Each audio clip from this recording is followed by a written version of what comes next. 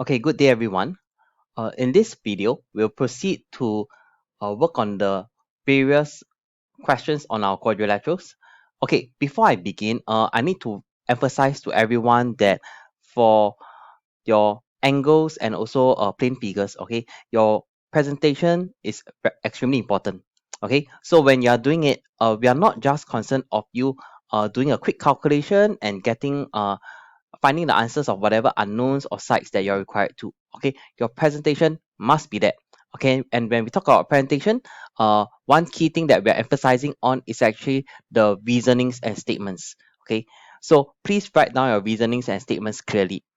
Okay, without further ado, let's look at example 4. So example 4, we have a diagram PQRS, which is a rhombus.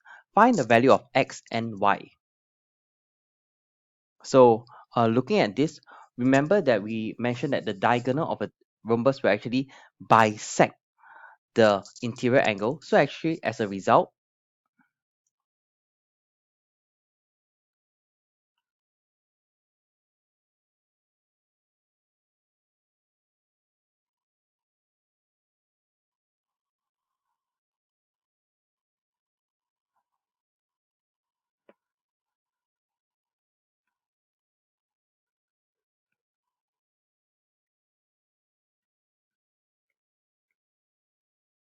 okay, so as mentioned, so we know that angle x is equal to 63 degrees because the diagonal bisects the interior angle. Okay, so that's for our first one. For the next part, for angle y, we notice that angle x and angle y are actually part of the same triangle. What triangle? We have this triangle PSR. Okay, now if you have different colored pens or highlighters, please feel free to use them. In this case, I've used a yellow highlighter to show to you this triangle PSR over here. Now, what do you notice about triangle PSR? Very good. It's actually a isosceles triangle because actually the sides of a rhombus are all equal. Okay, so having an isosceles triangle over here is a very nice situation. Why? Because actually we notice that now we can actually calculate for angle y. Okay, how so? Angle y is now equal to 180 degrees minus of 2 times of 63 degrees because it is an isosceles triangle. So SPR and SRP are actually equal. Okay, reasoning for this?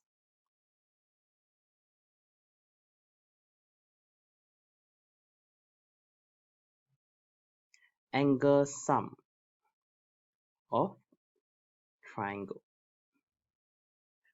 So with that, we have 54 degrees. Okay, is this clear? Okay, perhaps one thing I can address at this point of time is this. Having done some of the questions involving angle in your textbook, I think some of you will have realized that sometimes the textbook will have state, find the values of the unknowns x and y. But do notice that in your textbook, the questions actually state the angles as x degree and y degrees. That's why in your textbook, when we are actually marking our work, okay, we emphasize that the x itself, we find the value.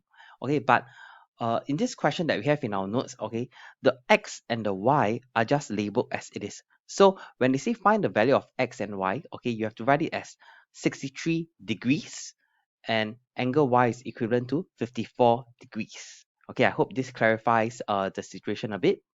Okay, having said that, let's go on to the next question. Okay, our next question is do it for.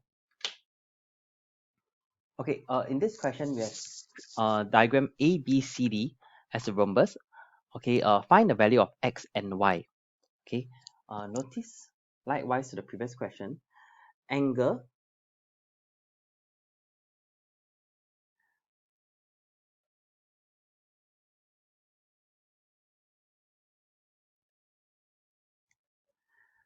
angle BAC is actually equivalent to 50 degrees because the diagonal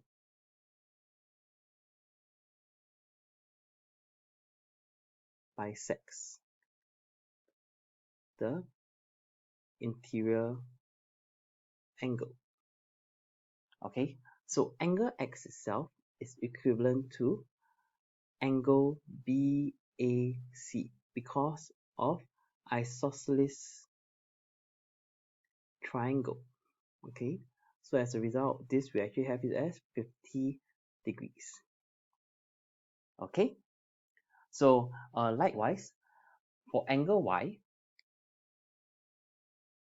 we know that it is 180 degrees minus 2 times of 50 degrees. Okay, angle sum of triangle. So as a result, this gives us 80 degrees. Okay? Okay, moving on to the next question, example 5. Now, in example 5, we have diagram ABCD as a rectangle and O is the midpoint of its diagonal.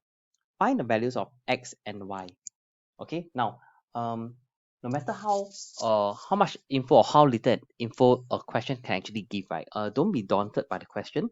So, we write down and we state on the diagram what are some of the key things that we know based on the question first. Okay, so likewise, I know some of you when you look at the information, you'll be like, huh, looking at all these angles, how do I actually find X itself, which is actually just over here? Okay, do the thing step by step first. Okay, and I think one interesting thing that we can actually play on over here is this part.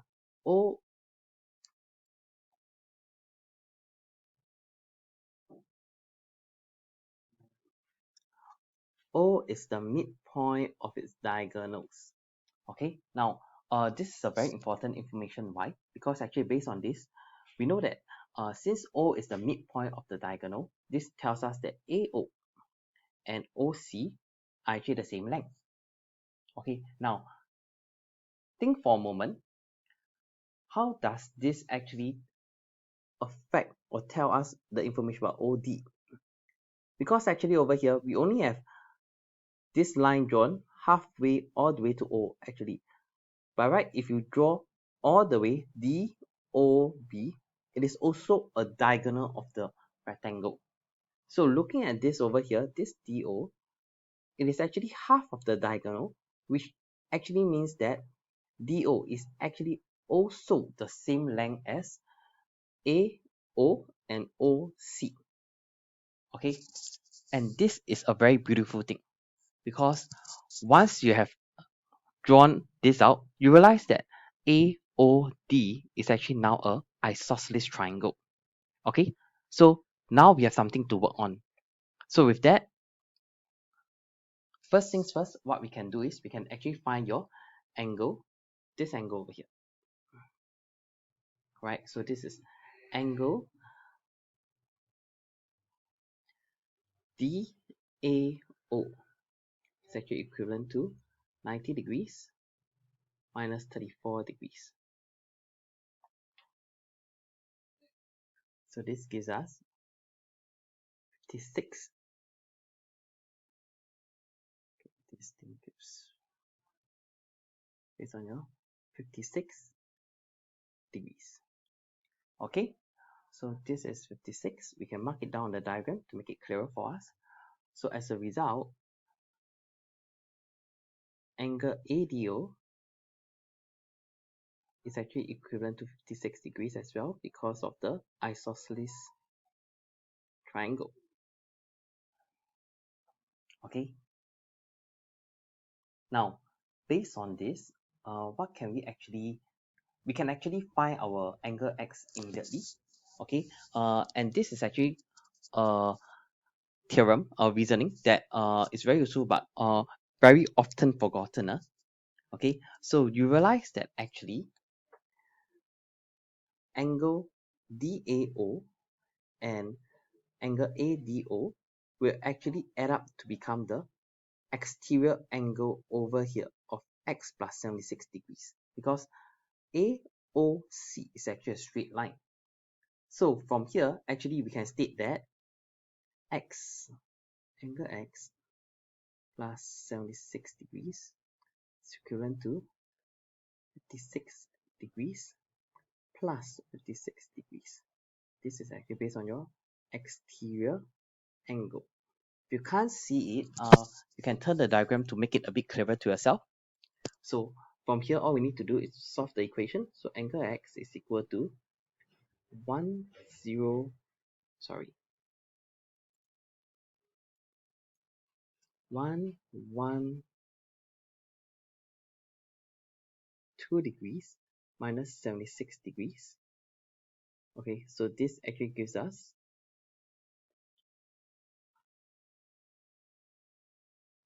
so actually this gives us 36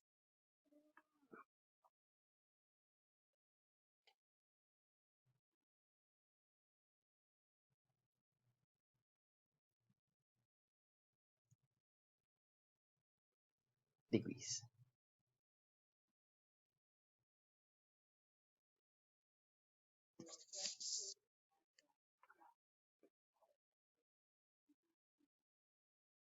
Okay, so we are done with the first part for angle x. Now next part over here to find angle y is also relatively easy in the sense that we have a rectangle. So this tells us that this angle over here we can also find because we know angle BAC, which is 34 degrees. So in this case, we know that angle OCE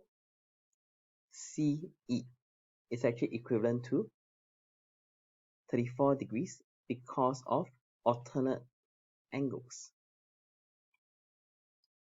Okay, so based on this, we know this 34 degrees.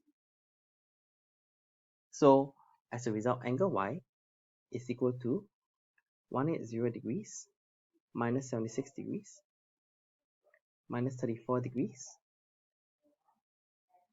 So we have this as angle sum of triangle.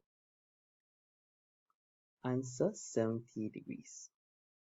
Okay. Okay. So now on to do it 5. Okay. Also a rectangle and O is the midpoint of its diagonals. Okay. Find the value of x and y. Okay. Looks kind of like a bit of a complicated question itself, but don't worry. We mark the points that we are comfortable with first. So we know that O is the midpoint of its diagonal. Okay. So immediately we know AO, OD, OB, OC, they are all of the same length itself. Let's proceed to solve the question. So x first. Okay, x is very clear cut. So x is actually equivalent to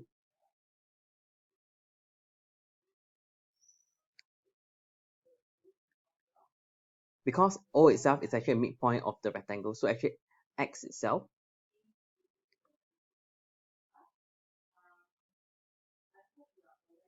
is actually just simply 4 divided by 2. So this actually gives us as 2 units. Okay. After which angle y is actually equivalent to 180 degrees minus 2 times of 68 degrees. Okay. Why? Because it's isosceles triangle. So this gives us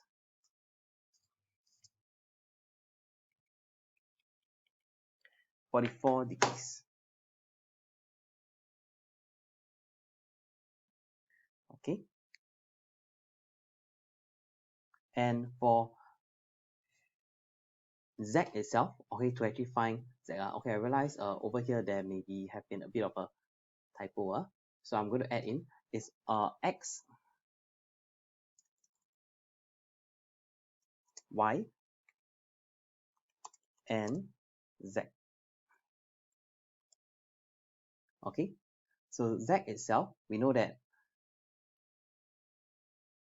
3z minus 1 is actually equivalent to 10 divided by 2 because of the O being the midpoint. So 3z minus 1 is equal to 5.